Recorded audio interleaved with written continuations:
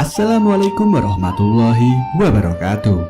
Selamat datang di kisah inspirasi kehidupan. Semoga kalian sehat selalu di sana dan diberi kemudahan segala urusannya.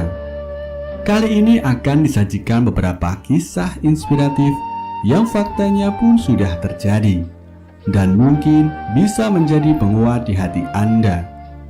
Inilah bukti ilmiah kenapa Rasulullah menyuruh mencelupkan sayap lalat jika ada lalat yang hinggap di air minum. Selamat menyaksikan. Ternyata begini fakta ilmiahnya yang bikin tercengang. Salah satu hadis Rasulullah SAW menyebutkan bahwa apabila lalat jatuh ke sebuah bejana berisi air, maka seseorang harus mencelupkan seluruh tubuh lalat. Jika ada seekor lalat yang terjatuh pada minuman kalian, maka tenggelamkanlah. Kemudian angkatlah lalat itu dari air minum tersebut. Karena pada satu sayapnya ada penyakit dan pada sayap lainnya terdapat obat. Hadis riwayat Al-Bukhari. Sebagian orang menolak dan tidak percaya dengan hadis ini karena dianggap menyalahi realita bahkan ilmu kedokteran. Namun penelitian yang dilakukan oleh tim Departemen Mikrobiologi Medis Fakultas Sains Universitas Qasim membuktikan kebenaran hadis tersebut. Lalat membawa kuman pada satu sayap dan obat penawar pada sayap yang lain. Bila tidak, maka spesies lalat akan binasa terkena kuman. Seperti diketahui, lalat berjumlah banyak di bumi dan disebut hampir memiliki 87.000 spesies.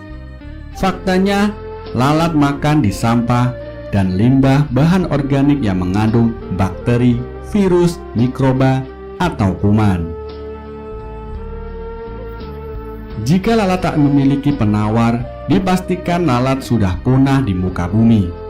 Hasil penelitian menunjukkan kebenaran hadis Rasulullah, sebuah penelitian yang dilakukan oleh tim Departemen Mikrobiologi Medis Fakultas Sains Universitas Qasim. Penelitian dilakukan dengan melakukan eksperimen, yaitu menggunakan dua buah bejana, di mana lalat dicelupkan pada satu bejana berisi air steril, sehingga hanya sebagian sayap yang terendam air. Satu bejana lagi digunakan untuk posisi lalat dimasukkan seluruh tubuhnya. Semua dilakukan secara aseptis di ruangan khusus untuk menghindari kontaminasi dari luar.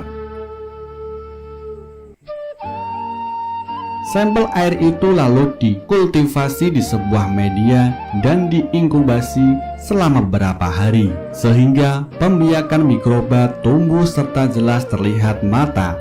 Hasil penelitian menunjukkan salah satu media ditumbuhi koloni bakteri patogen tipe Escherichia coli dan yang merupakan penyebab berbagai macam penyakit. Adapun pada media lain, pada awalnya tumbuh koloni kecil tipe bakteri Escherichia coli, tapi pertumbuhannya terlambat oleh mikroorganisme bakteri Actinomyces yang memproduksi antibiotik. Bakteri tersebut menghasilkan antibiotik yang dapat diekstrak, yakni menghasilkan actinomycetin dan actinomycin yang bersifat antibakteri dan antifungsi. Hal senada diungkapkan oleh Dr. Zahlul Al-Nager, seorang profesor muslim di bidang sains, memberikan penjelasan ilmiah tentang hadis ini. Menurut Al-Nager, hadis ini berarti bahwa lalat itu membawa penyakit di salah satu sayapnya dan obat dari penyakit tersebut di sayap yang lain. Ketika seekor lalat jatuh ke dalam bejana atau makanan ataupun minuman, lalat tersebut membawa mikroba di salah satu sayapnya sebagai pertahanan diri.